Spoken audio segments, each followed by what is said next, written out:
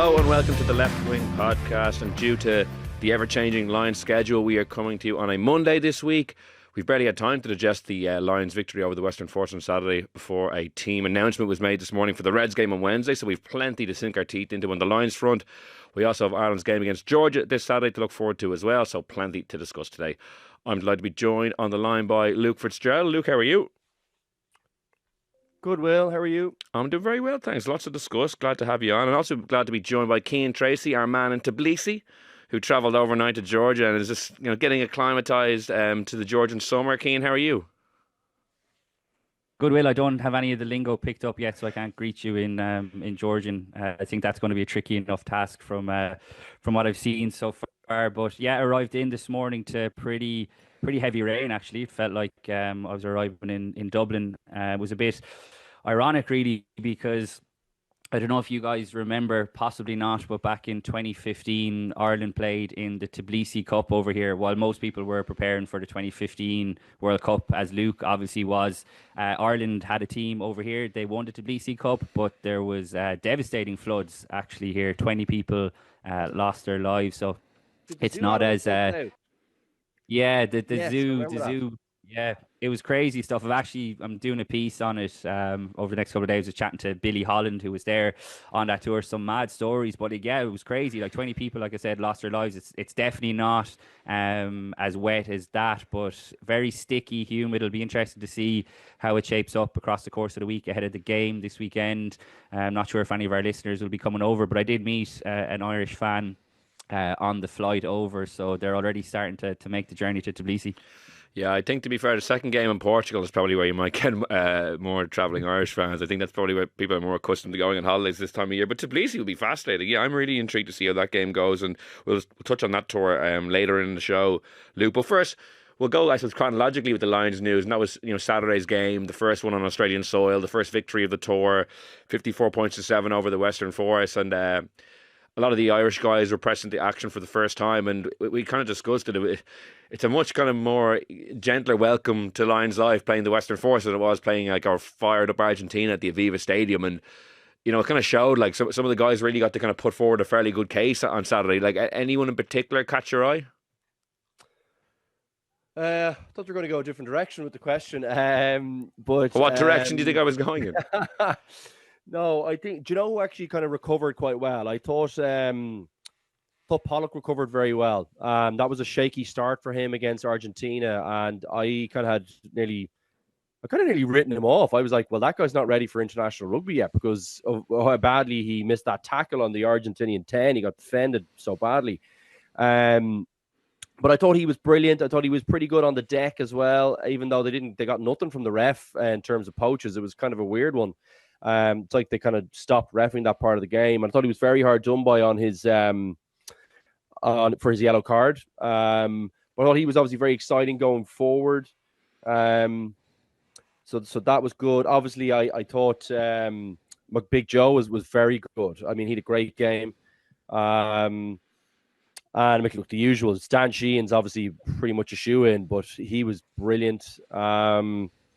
And who else did I think was very good? I thought Finn Russell was pretty good. He had a few kind of shaky-ish moments at the start, but I thought generally pretty good. For a small guy, I think he's a very good tackler. I really like that about Finn Russell.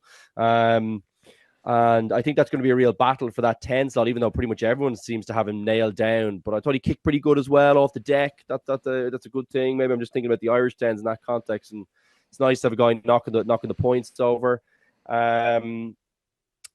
It was okay. Like I thought Tui Pilato was very good, actually. It's an interesting one because I still think that, to me, the back row this weekend is probably more along the lines of what I see for the test matches. Maybe like Van der Vlier was actually pretty good in the weekend. I will say he was pretty tidy. Very good. I mean, I think he was 100% tackle completion. Like he was, just went about his work well and had a few nice moments as well. I still think Conan should be the number 8 for the test matches. Even though I thought Pollock, there's a lot of kind of momentum behind Pollock's name, isn't there? And people kind of just ignoring some of the weaknesses. But yeah, look, it was a fine match, and it's probably the one thing we would say, and I think you mentioned it when you asked the question. Kind of hard to gauge from a match against the Force as to kind of where you are from a test perspective, that kind of way. The other week was much more of a test. So reserving a little bit of judgment for the next couple of games to be a bit more decisive in who I'm thinking is leading the pack for the test matches. It's still very early in the tour. I just want to know what you thought I was going to ask you. I'm just still intrigued by what you thought. I thought it was going to be more general, just what I thought about the game, what was good about defense, or more of that stuff rather than who shone. That was all. Okay, fair enough. Yeah, well, it's funny as you mentioned, like the Western Force are the 4th ranked Australian Super Rugby team, and Argentina are like probably the 5th or 6th best team in the world at international level. Yeah, so like there's obviously a fairly stark difference in quality there. Cian, lots to discuss from the match and what Luke said. Let's just start with Henry Pollock, because naturally, like, he did grab a lot of attention. Those 2 big eye-catching bursts that led to tries, as Luke mentioned. The yellow card was kind of harsh. He gave away 1 penalty, and it was just an accumulation and a team warning. So, like, it's not as if he was massively ill-disciplined. Albeit that that moment, he was kind of warned a few times and kept trying to go for it. But I'm fascinated to see where he fits in over the course of the tour. The fact that Andy Farrell went back to him immediately and picked him at number 8 shows that he likes him, because there was a few guys who didn't play great on Friday that just weren't in the reckoning at all for Saturday. So it's always interesting to see who gets selected back-to-back games. Even Finn Russell is the only player who started on Saturday who's starting against the Reds on Wednesday. So just getting a little insight there, I always find interesting. Where do you feel like Pollock fits in? As Luke mentioned, like, the back row balance has been a big talking point. Conan does seem to be the obvious number 8, but then Pollock getting the nod on Saturday was interesting. I still see him maybe as a 7 or maybe an impact player. What's your read on how he started and where he might fit in? Yeah, I agree. I think, and I agree with what the general point that Luke was making there as well. I think for a game like that, I think you can play Henry Pollock at number 8. But I think when it comes to a test match, I just don't know if he has the profile, if he's big enough really to be a number 8, as explosive as he is. And I think Jack Conan gives you a much better balance there to the whole back row. And I was watching the game back on the flight over, and Jack Conan actually did a lot of good things off the bench. I think initially on Saturday when I was watching it, I was kind of clouded maybe by that knock-on that he had, but it wasn't actually the best pass from Tui Pilato at all. You could see by the reaction, obviously throwing the ball off his head, but he actually did a lot of good stuff off the bench. But this is a big opportunity for him to impress, and I think Pollock has a big role to play still in this test series. I thought Josh van der Flier was outstanding at the weekend, like a real sort of glue player. Just like the moment just before half time when he holds the Force guy up as he's gone over the line was just kind of Josh van der Flier in a nutshell.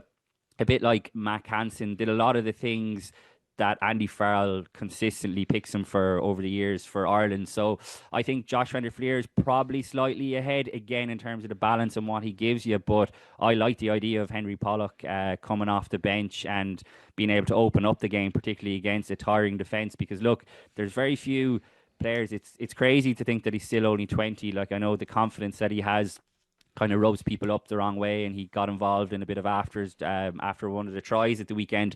But it's his confidence to try things and to take players on. You mentioned the couple of tries, Will, that he set up, and what I really liked was the composure that he showed to, just slightly delayed the offload on the ground rather than kind of throwing it to, I think it was Finn Russell was running off his shoulder, but he just delayed it for a fraction of a second and popped it up for Thomas Williams. That showed a bit of maturity as well. Having done kind of the flashy stuff, he did the nuts and bolts after as well. So I'm really excited by him, to be honest. I wouldn't be surprised if he does start, but I just think Josh van der Flier probably does more of the grunt work, and I think you've other guys in the back row that can give you that bit of X factor that maybe Pollock can bring off the bench later on.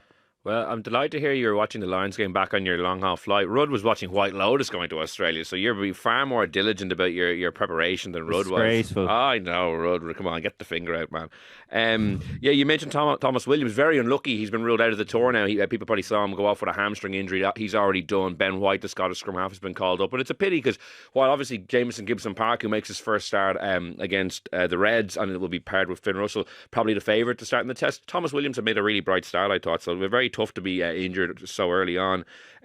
Luke, just to stick on the back row for a sec, Cian mentioned Van der Fleer's performance, and it's interesting to see the back row that's been selected for the Wednesday game. It's Tom Curry 6 again, Jack Morgan 7, and then Jack Conan at 8. So the Friday against Argentina back row would but Jack Conan at 8, which gives it maybe a bit more balance. But interesting that Curry is being put in at 6 again, because I still feel like they probably need a more meatier kind of bigger 6 in that role, and that Curry maybe is more of a 7. What's your read on how they're picking that at the moment? I like Curry there. Okay. I actually thought, I didn't think Byrne had. I thought Byrne had a little bit of a messy game at 6. I thought. Like he was a bit of a penalty machine for a while, wasn't he? Like, so I don't know. I don't really like to move him around too much now. I think, having been a massive advocate for years of kind of him going at 6, I do think he's definitely a second row now. It's nice that you can move him there if you need to, but I don't think that's his best position. I think he gets through a mountain of work as one of your second rows. And I don't know if you heard, did you overhear John Fogarty talking to, I think it was Ellis Genge, about kind of what weight he was and how hard he pushes behind him in the scrum. And they were talking about, Ellis was kind of saying, yeah, because he doesn't look like a big guy, but I think he gets through a mountain of work, guys, like the real honest stuff in there too, as well as the eye-catching moments. I just felt he looked a little out of sorts there at 6. So got the thinking as to why you'd like him there, particularly after the line out against Argentina. But no, I don't know. I think he's in as my second row pairing with Itoje. I don't want to mess around with that too much. The only guy I might mess him around for is possibly Ryan, who looks like he's on the back foot already on the tour. I think it's he needs a start under his belt. Now, I know he's on the bench, but what about Joe McCarthy though after Saturday? Yeah, Big Joe's very good. I think he's kind of similar to Itoje though. He's like a little bit of a lesser version of Itoje. I think he might. Yeah, look, he's got a brilliant ceiling, but I don't know. Maybe I'm judging that more so on what's like his end of the season versus maybe what we saw on the weekend, which was a brilliant performance. But like, he's definitely ahead of Ryan now because we've seen him have a great performance, a man of the match performance. So yeah, look, it's all to play for in there for that for I think probably that third slot. I still think Byrne is my favorite to go in next to Itoje. So yeah, watching that one closely. I think to answer the question on Curry, I like Curry at 6, guys. I think he is big enough to be a line-out option for you. Plus, remember, if Conan is in there, you don't have that issue you had with Earl for the Argentina match where you don't have the extra bit of height. And you could chuck Morgan up there too, guys. He's a reasonably decent-sized fella as well. So I think they've got the variation with those 3 guys. You could throw them up elsewhere and somewhere in the line-out. And they'd also be good for lifting because they're a decent height as well. So, yeah, I think that kind of solves some of the issues that we were all a little bit worried about after the Argentina game. I think that might have just been teething problems with the team, to be honest. So, and then maybe Cowan-Dickey isn't maybe as good a thrower as Cian is. So, a lot to unpack there. I just really like Curry. I think he's really physical. I think if you're going to be playing this Australian pack, I think you'd probably want to be going with the meatier version of what we have, which is why I think I'm leaning towards what Cian's saying around Pollock. I think Pollock probably plays more. I think he's a bench option for me. I know they love him, but for me, I'd be picking him as a bench option for the impact, not to start, a meaty test match, which you're looking to lay down a really physical marker with that Aussie pack. So I like Curry there. Yeah. No, that's a decent rebuttal, to be fair. Cian, to that point, there's a potential test match bench that could have a serious amount of explosivity on it. Like, you go with, say, Henry Pollock, what he can bring, Joe McCarthy, what he could bring. I thought Ronan Kelleher looked very good at the weekend, but either him or Cowan-Dickey, they're both very powerful. You could have Genge or Porter, whoever doesn't start will be a phenomenal weapon. Like, they're some of the most explosive players the team has, but I suppose you could have been in a setting where they're kind of sprung at the 50-minute mark, and it would be a really big weapon. Yeah, I thought obviously Joe McCarthy stating the obvious here, but he was outstanding, and that's the kind of performance that he burst onto the scene with. Remember in Marseille last year, wasn't it? Really announced himself, and I think there's been at times where you're kind of looking for him in a Leinster and an Ireland context to kind of be that enforcer guy, and against the bigger teams, he probably hasn't delivered that. And I think that's maybe where I come back to.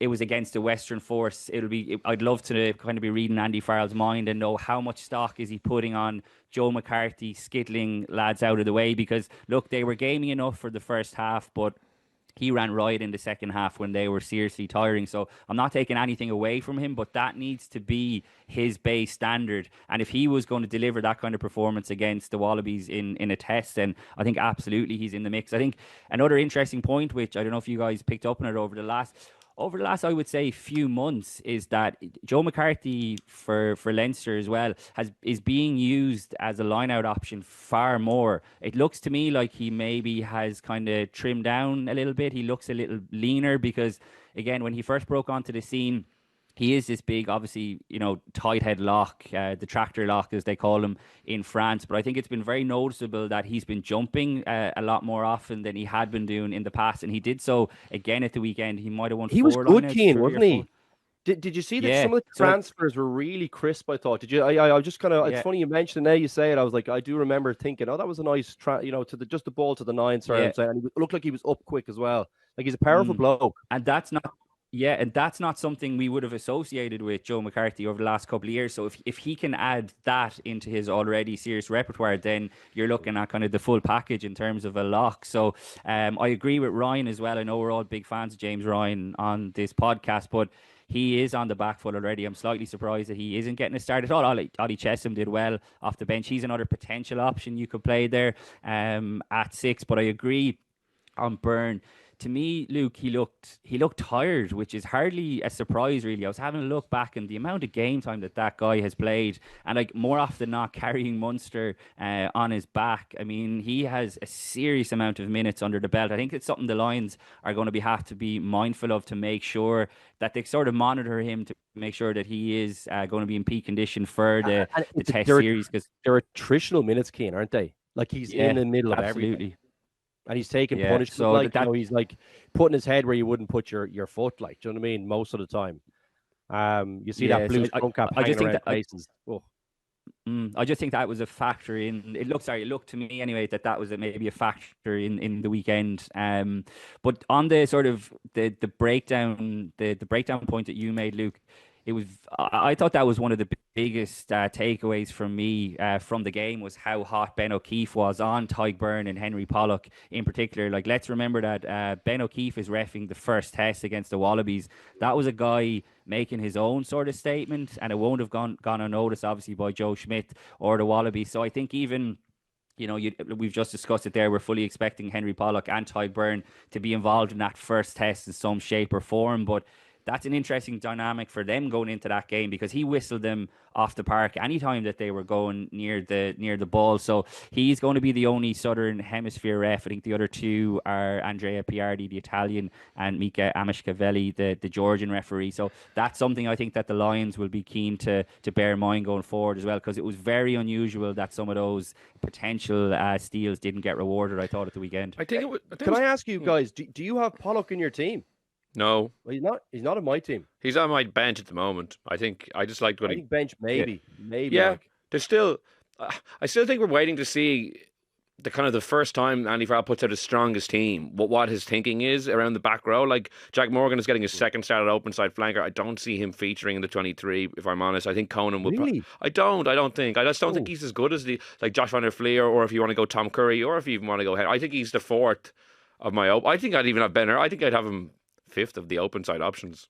Wow. Do you think the fact that he started number 8, which he has done on a couple of occasions, if I'm not mistaken, for Northampton as well, but the fact that he's now played 8 for the Lions, he's obviously played 7 as well, means that he could be the perfect bench option as that number 20 to cover 7 and 8, Seems obvious when you say it like that. Yeah. In fairness. Yeah. Yeah, like he started the Champions Cup final at number 8 after Augustus got picked up that injury. So I'm still fascinated. It's hard to know when Andy Farrell's first going to unleash that maybe full strength team or close to it.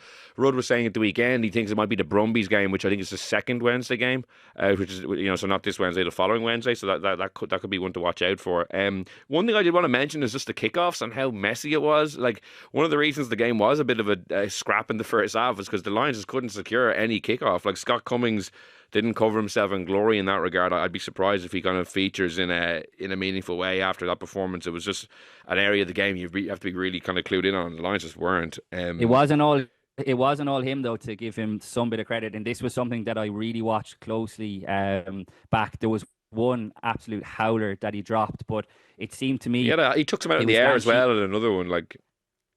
It was Dan Sheehan and Tyg Furlong who were the lifters, and it seemed to me that between the three of them, their timing was all off. So while, like, I do agree, I think whatever slim chance Cummings had of being involved in a Test Match 23, he probably ruined that at the weekend. But to give him some credit, like the restarts are a bit like a line out in terms of, like, it's not always on the hooker when it doesn't go to hand. You know, there's the timing of the lift, there's the timing of the jump, and it just seemed to me that obviously Sheehan and Furlong are used to playing together, but they just hadn't quite struck up a good understanding with Scott Cummings. Just to give him some little bit of credit, I just didn't think it was all on him. And he didn't get bailed out of any of those ones that he did. There was a few that he misjudged, which you can do. But I actually thought the wingers didn't bail him out with a nice cat. You're supposed to be kind of anticipating that little spot behind him where you can kind of see, I'm pretty sure he's not making it here. And I thought the force nicked a few over the back, and there was a short one as well in the front. I just thought there was a bit of there's a team malaise there rather than just him. I'm glad you made that point, because I do think that's a pretty tricky skill to get the timing right, to actually execute the catch, all that kind of stuff. And always a key thing I remember in the teams that I was in was talk about the scraps, and Andy Farrell was talking about the scraps a lot after the Argentina match. You've got to, if you're behind someone who's catching, you've got to be anticipating, a drop. You're not anticipating them catching. That's your job behind, to be the fail-safe. And I didn't think they did that great either. I think it's a good point you make. Yeah, well, there was one just after. You think? Sorry, I was going to say there's one just early in the second half to that point. It was a second half kickoff receipt where you assume at halftime they're being drilled in on this. So let's get this one right. Cummings fumbles it, but there's no one covering in the backfield. It ends up being fielded on like the 5 meter line, and all of a sudden the Lions are like on their own try line from what should have been a fairly simple exit. Yes, sorry, Cian. Yeah, and like Luke will know this better than anyone here, especially that's meat and drink for a Joe Schmidt team. And look at how the Wallabies used Joseph Swahili off the restart. He is a freak of nature in terms of how high he's able to get up in the air. He gave us at England a real torrid time, even against Ireland. He was very good as well. So like these are all the things, Ben O'Keefe blowing the ref and the Lions off the park in terms of the breakdown, the really poor restarts. I'm keen to get your thoughts, lads, on the defence as well. Luke, I know you always have a keen eye for it. To me, and again, look, I'm a bit like you, Luke. I'm reluctant to go like kind of too strong or read too far into things just yet. It was their first game on tour, but to me, it looked like the Lions were playing a bit of Leinster's blitz defence rather than Ireland's. I know Simon Easterby's defence is based on line speed, but not to the same extent that Jacques Nienarber's is at Leinster. And to me, it looked like certain guys, like Gary Ringrose in particular, look, I know he made a couple of massive hits and left a dent on players, but he also got picked apart on 2, if not 3 occasions with the force going outside him when he was shooting off the line. Jack Conan got caught once, Dan Sheehan got caught once. So I'm kind of curious, Luke, did you pick up anything on that? Like, do you think it's maybe generally just sort of teething problems, or is it actually maybe Simon Easterby tweaking his defensive system and going a little bit more aggressive in line with the Leinster system? I really don't know. So that was my point about. I thought Will was going to ask me about the general things of the game, and I actually was the one thing I was going to say was I didn't think the defense looked really, really watertight. I thought that might be a little bit better at this stage. When you think about it, there's a good few of those people who've been together for 3 weeks, and while some of them haven't, you kind of will feed off that organization when you come in. It's like there was still a significant amount, a significant amount of the group have trained together for 3 weeks, like 24, 25 of them, so it's kind of easier to bed into a system when it's not 35 of you learning it, it's 10 of you learning it. Do you know that kind of way? And I did feel like that would have been a little bit better at the weekend. I thought they got a little bit exposed, and I think Joe will be looking at that saying, I can see if I can get to these places, if I can get to that edge, and they keep doing this, I think we'll get some pay against them. So my sense is it'll improve. But I hope that they're covering it and they're not thinking, oh, because the Force only scored 7 points, that there wasn't areas to improve. I don't think that's in Andy Farrell's. I don't think he has the ability to not look and try and get better. But, I do hope that it's something that they've kind of said, well, lads, we got split like 4 or 5 times fairly easily. This guy's missing one-on-one tackles. Guys not connecting very well. Some guys coming soft, some guys coming hard. And I think my overall sense is that that's pretty normal for this time of the tour, if I'm being honest. And that's a challenge that you're going to have because people will revert, particularly under pressure in big games. They revert to maybe what they're more comfortable doing. That's really hard to retrain that over a 5 or 6 week period. You'll get better at it, but people are still, we're creatures of habit to a certain extent. Do you know that kind of way? So, I thought there was. They really went after the seam as well, Luke, didn't they? Sorry.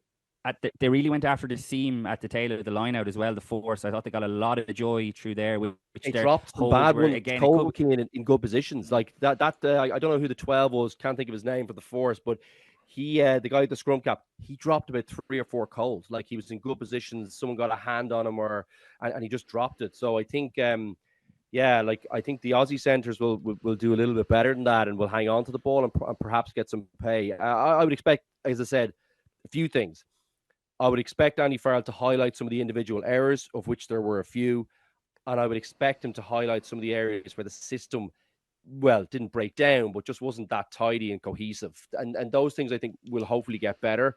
But, some of the individual errors weren't great. I thought the Force kind of exposed some of the Lions individuals at times, particularly out in the wide channels. I didn't think they were great there all the time. I thought they were a little bit indecisive, and I thought they missed a few calls, like the footwork, whether it was footwork or whether it was a late line change. Definitely room for improvement in that area of the game. Luke, how long did it take, in your experience in 09, for everyone to get on the same page, be it defensively or just in the other aspects of the game? Like, how far into the tour did you feel that things started to gel from that point of view? Probably 3 or 4 weeks, I think. It's a simpler game plan, though, particularly in attack. So that was going to be easier to get your head around. That was just like working your ass off in that game plan. Like that was something that, particularly at altitude, that was a bit of a learning curve. But it was a simpler game plan than kind of we were used to, I think, in that respect.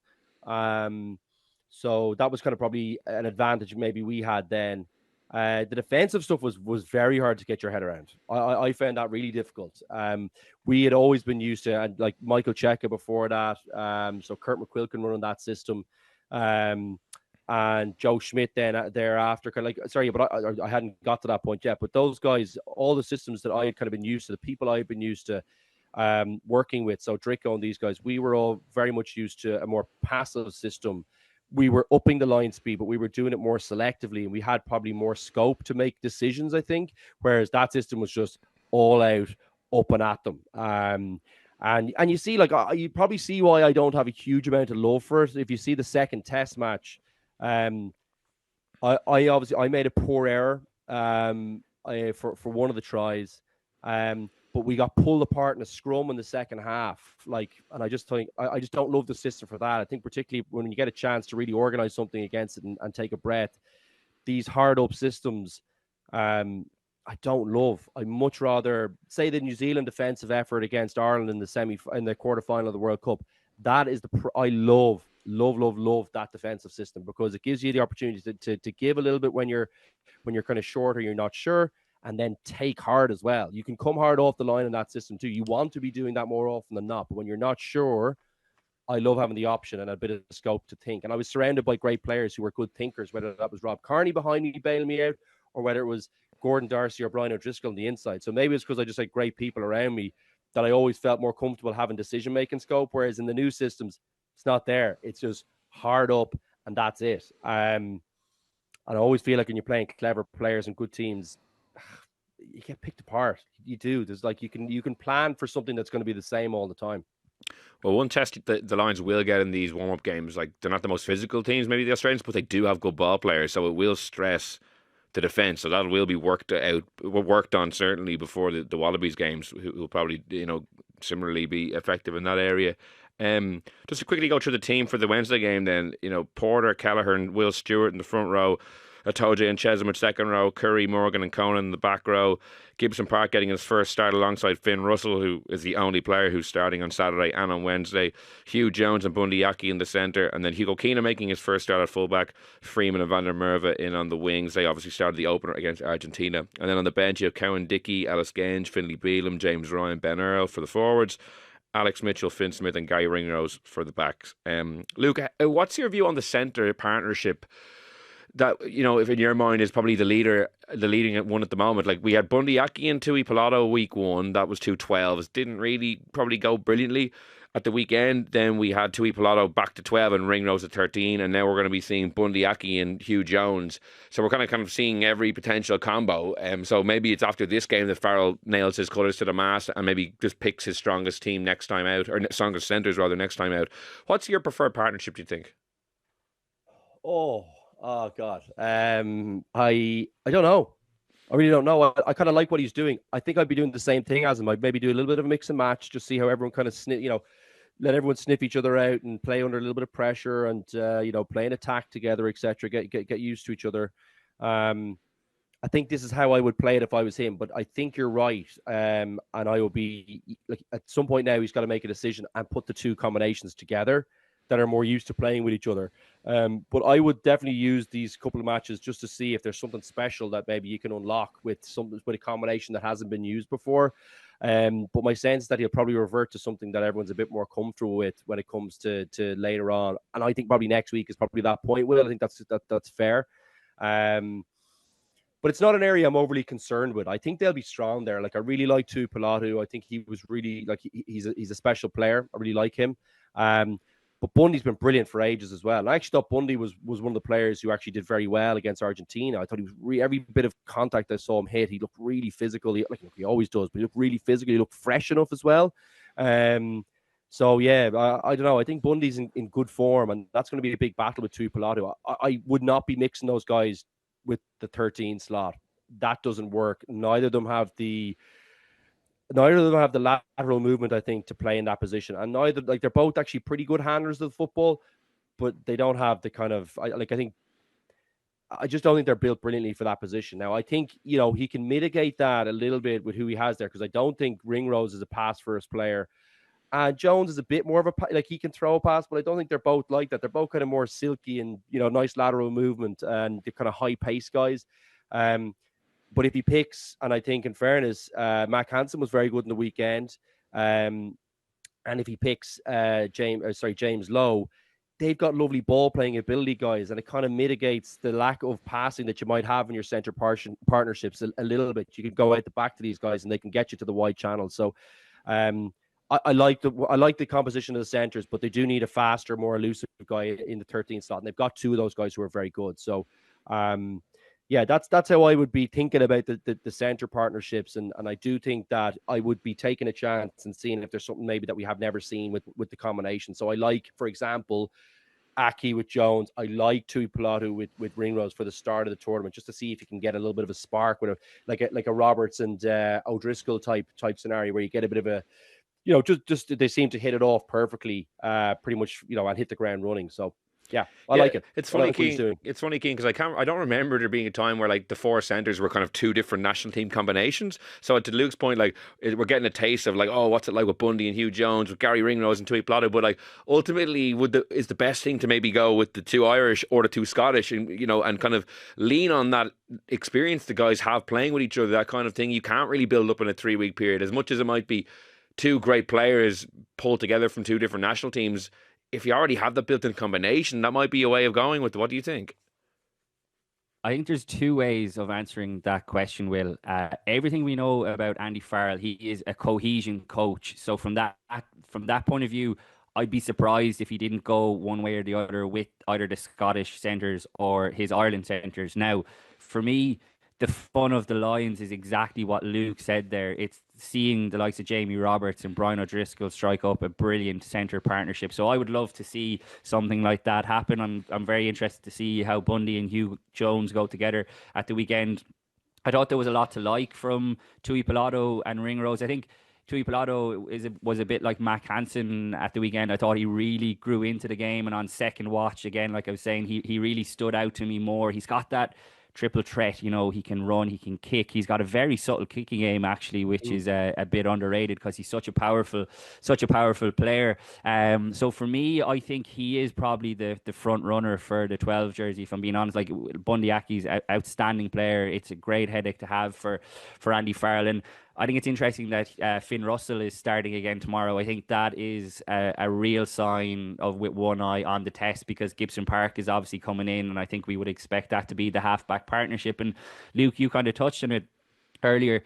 His defense is something that he has worked on massively over the last few years, and I think he deserves a lot of credit. I think, we've spoken a good bit about Sam Prendergast's defence, but here's a guy like Finn Russell who he could probably learn a lot from. He's not the biggest guy in the world, but he puts his body there and he does a good job of, by and large, of stopping players. He had a couple of dominant tackles there at the weekend. So I thought a lot of his attacking play, obviously the beautiful crossfield kick for James Lowe and Dan Sheehan to link up for the try was exceptional. We know he has all those box of tricks. The way he took the quick tap penalty for Henry Pollock, absolutely brilliant. But I thought he managed the game really well, and I thought his defence was excellent as well. So for me, I know he was probably a lot of people's favourite anyway, but I thought he took a big step forward in terms of starting that first tested out half. Yeah, I agree. And as you said, the fact that he's starting again so quickly, 2 games in 5 days, and alongside Gibson Park, who's only making his first appearance and is playing a bit of catch-up, really indicates that I think this is the test match pairing, barring an injury or some sort of complete nosedive in form. And I agree with you, Cian. I think Finn Russell looks a little more mature.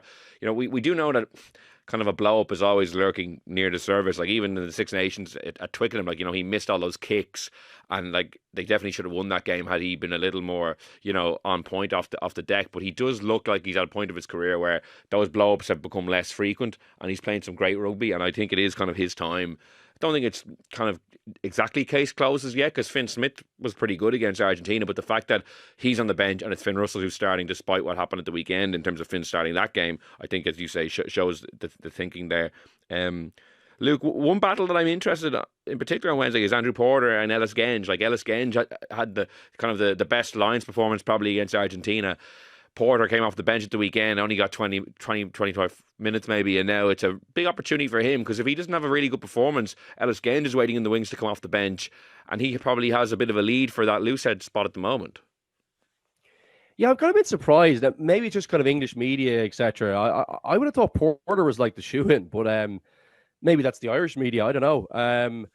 So yeah, look, that's definitely a contest now.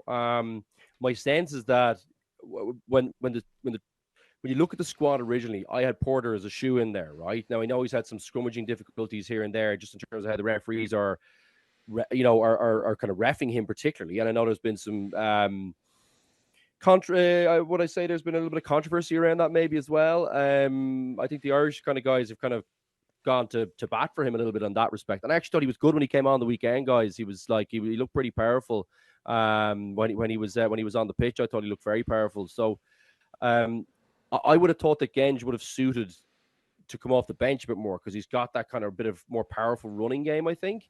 So I have been a little bit interested to see that people seem to have Genge in ahead of him. And I said maybe that's just more a kind of a UK kind of type tilt on that. So watching that one closely, looks like he's got a real battle on his hands for that jersey. And he's got to perform well. He's got to have a few big matches here, I think, to start the test matches. But either way, the 1-2 punch is going to be pretty formidable there. Like they're both brilliant players, I think, at the height of their powers. So that's more. I think the Lions will be in good shape in that position, no matter who they select. But I probably have been a little bit surprised with the rhetoric around it. Don't know, you guys, any thoughts on that? Yeah, Cian, do you want to come in? I think Ellis Genge is an outstanding player, really. I know he was the pick of the bunch against Argentina, but it wasn't a great surprise. I think he's been outstanding for England over the last few years. He's been very good for Bristol as well. I think he seems to have become much more mature. I think he seems to be much more of a leader. I think you can see it in the the behind the scenes documentary that the Lions are doing. Like the first 2 episodes, I don't know if you lads have watched it, have been brilliant. Like far better than the Netflix Six Nations documentary, purely because they have the access to do it. But you get a couple of little snippets. It would have been nice to see the reaction in the dressing room to the Argentina defeat. They subtly kind of just skipped past that. I did notice, but you can see Ellis Genge in the background behind the scenes seems to be a bit of a leader. He was given a couple of the team talks at halftime and the pre-game talk against Argentina, so that could play in his favour as well. He obviously has that explosivity that you guys have touched on, but Porter is obviously an outstanding player as well. Andy Farrell, I know, Luke, you have touched on, he has had a couple of issues when, referees deeming that he's not scrummaging straight, but I'm not sure John Fogarty, who's obviously the Ireland scrum coach, really buys into that notion at all. I don't think Andy Farrell does either. So I don't think that will come into their thinking when it comes to picking the test team. But either way, whichever one of them starts, it's not going to be like an Ireland scenario, which we've had for the last 2 years, where Andrew Porter is going to be playing 70, 75 minutes. I think you're going to be seeing it 50, 55, 60 minutes, and then having the other guy come off the bench to make a really, really big impact. So it bodes well, I think. Yeah, there's so many of the kind of quote unquote like selection dilemmas are good problems to have. Like I'm looking at every position almost. The only thing that I'm looking at now with a bit of not concern but more how is it going to shake out is maybe the back row around number 6, which we've discussed. Every other, in the second row, like McCarthy emerging and playing really well, like Porter and Genge, as you say, Cian, whoever doesn't start will have such impact to be brought in off the bench. Like Finn Russell and Gibson Park starting at 9 and 10. Like James Lowe was really good on the left wing. There's a couple of other wing options for the right. The centres we've discussed, like 4 cracking players that have both cohesion, or if you want to mix it up, are both really good. And then maybe full back we haven't got to see quite as yet because Keenan is only starting now and Kinghorn is unavailable. So maybe that's one other area that's maybe a little bit mysterious at this point. But I think it's a big game for Keenan, isn't it, Will? Yeah, huge game. We discussed it, as in with Kinghorn not being available, Smith having a kind of a poor opening game, and then Daly playing well. If Keenan doesn't go well, then Daly is definitely the front runner for that first test. No, I would expect Keenan to go well. I'm actually annoyed we didn't talk about Daly. Daly was really good. Daly was class, yeah. Yeah, and he looks rapid. Like he still looks very quick. He's still pretty agile. He's got the big kicking game. Like he has the best kicking game of all 3. I know Kinghorn can go off the deck, but I think out of hand, I think he's probably got the best kicking game. But now I think is actually probably a real threat. Because I think, as you say, Kinghorn's coming in late. He's coming in off the back of an injury, but still, if they're picking him for the final, you'd have to think if he's in the squad for the final, he had to have been fit. Maybe that's naive, talking about top 14, but I don't think so. I think Keane, I just wish he was coming in with some better form. And obviously he's had his kind of a few niggly injuries as well. So I think you're right, Keane. This game all of a sudden is kind of a pressure game for him. And I would have had this guy before he went on the 7s as an absolute shoe-in, as like pretty much the best fullback in the world. But I think he's got a real battle on his hands now. So yeah, we're watching him closely this weekend. Hopefully he goes well, because I think he could be a real, if he's at his best, Keenan would be, you could pick whoever you want in the centres if Keenan's at his best, because he's got that beautiful kind of distribution game. And we know his tackling is locked down. He's brilliant in the air. I'd say he might be the best of all 3 in the air, actually, even though Daly was very good.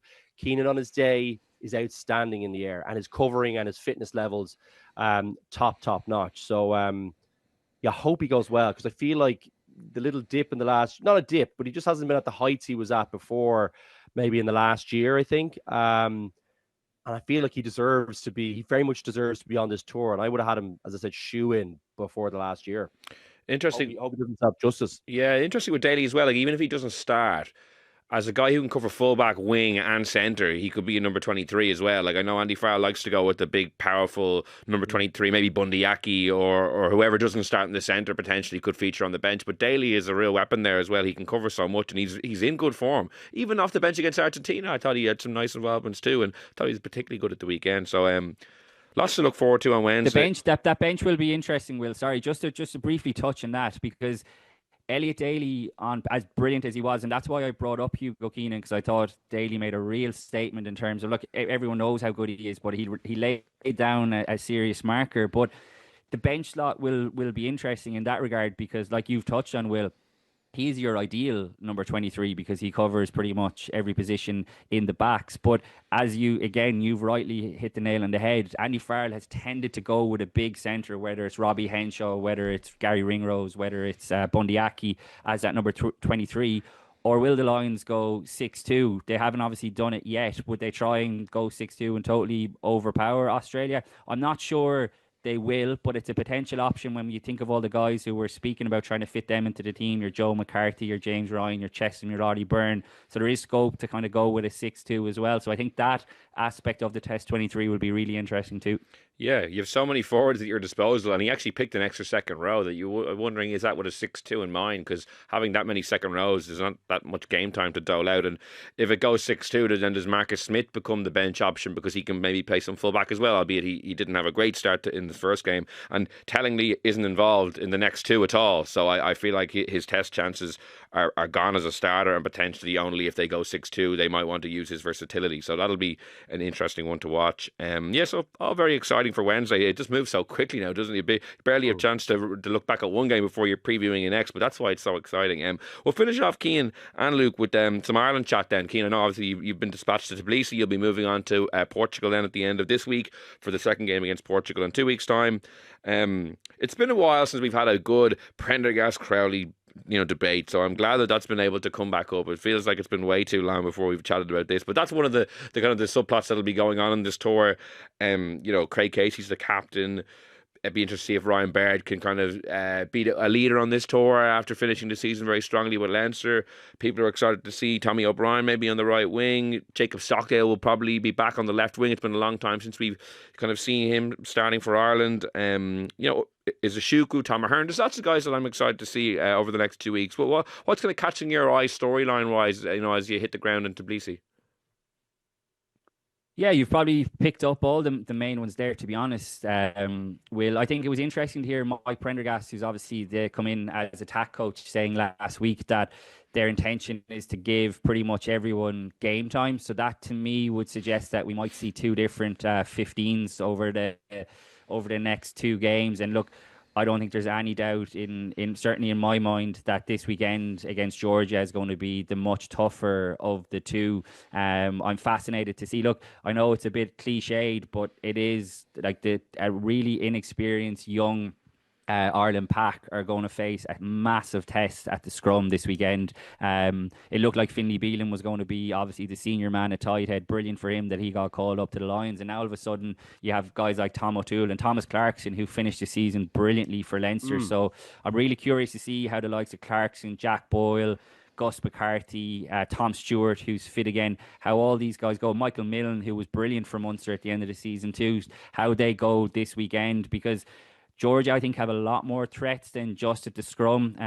They're just coming off the back of having won Rugby Europe again. I know it's not the greatest standard, but even you look at their results.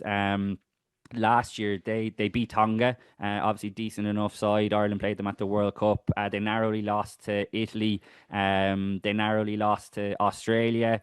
They beat Japan and they lost to Fiji. So they're coming in good form. And from what I hear, they are massively eyeing up this game. So after this weekend, they're flying to South Africa. They're going to play the Cheetahs, and then they're going to play the Springboks, which is obviously going to be a seriously tough test. But they are eyeing up Ireland this weekend without, 16 Lions players as a massive scalp and what would be one of the most famous wins in their history. So I think this is a really dangerous result, or dangerous fixture for Ireland. It's going to be difficult. We've just spoken about it in a Lions context, but this is essentially a new Ireland team with new Ireland coaches, all coming together, trying to get on the same page. They've been in camp for the last couple of weeks. I think it's going to be tricky to get up to speed. And the one thing that's worth remembering is that I know it feels like an emerging Ireland tour, but it's not. These are fully capped games with world ranking points counting. And let's not forget that the World Cup draw for 2027 is going to take place in December. So it's really important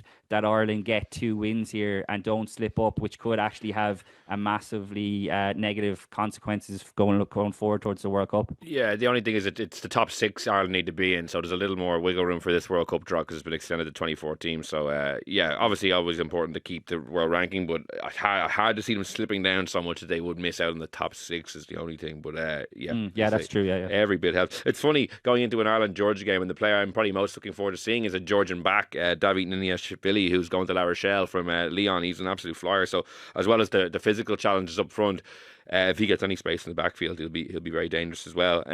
Luke, anything in particular that you're intrigued about over the next 2 weeks? I think it's a good idea to maybe start the strongest available team against Georgia, and then use the rest of the squad, because ultimately, while you want to get the wins, this is an exercise in unearthing new talent that come, say, November, Ireland have a few more options when Andy Farrell and the other coaches come back too. What are you going to be looking out for over the next 2 weekends? I think they should play their strongest team both weeks. You think? Okay. Yep, I do. I think they one or two I'd maybe mix in or out.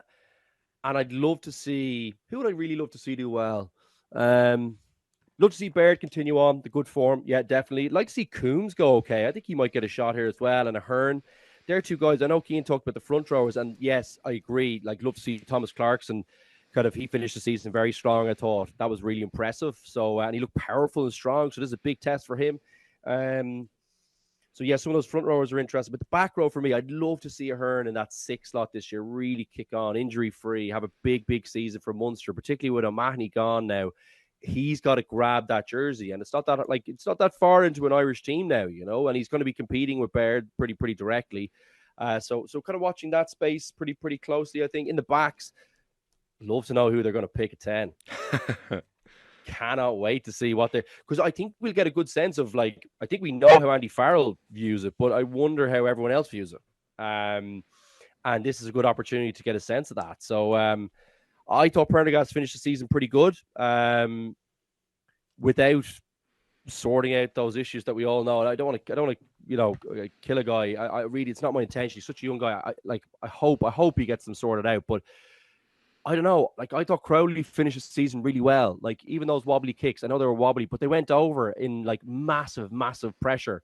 And I just love what you get from him outside. So I think everyone knows which way I'd be tilting at this point in their careers, but I just would be interested to see what the coaches think. So that's a place that I'm watching really, really closely. And yeah, that's it for me, really. I don't think there's I agree with the point you made, Will, about there being kind of a lot of seasoned internationals here. You look at that back line, pretty much everyone is capped, so I think they need to go well. I think, yes, there's change in the coaching staff, and yes, the team will be composed a bit differently, but all these guys have played international rugby. They've had a couple of weeks together now.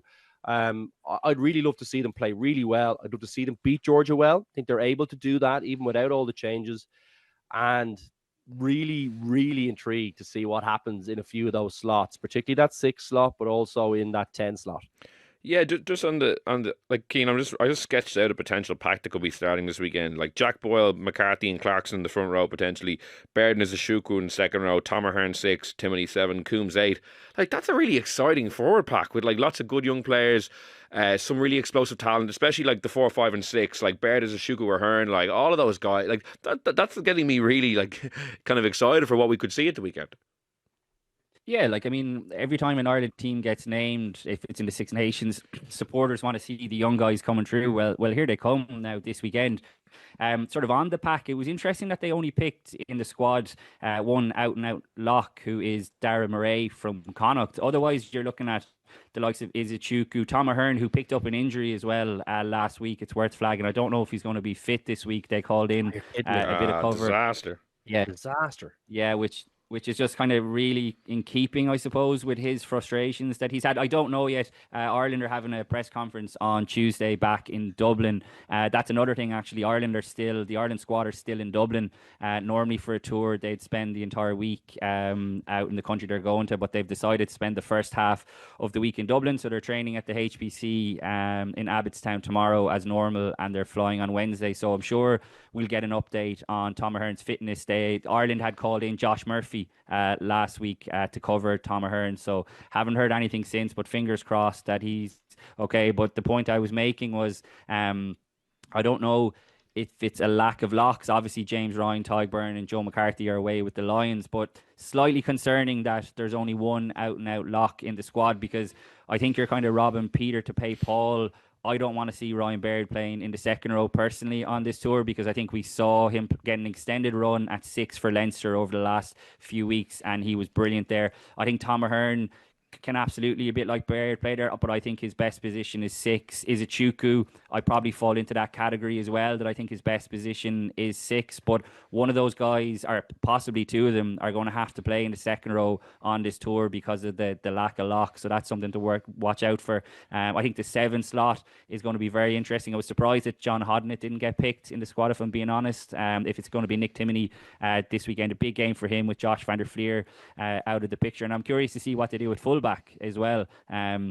Obviously, Hugo Keenan has had that nailed down. Jamie Osborne came in this time last year on the summer tour to South Africa and did brilliantly, but in the last kind of few months for Leinster, he's been continually switching around positions, which must be head-wrecking for him. But I'm sure he's going to have a big role to play on this tour, Jamie Osborne. But the question is he going to be at 15? Is Jimmy O'Brien going to be the fullback? He was very good for Leinster as well. Or is Jamie Osborne going to play at 12? Is he going to play at 13? So I'm curious to see that.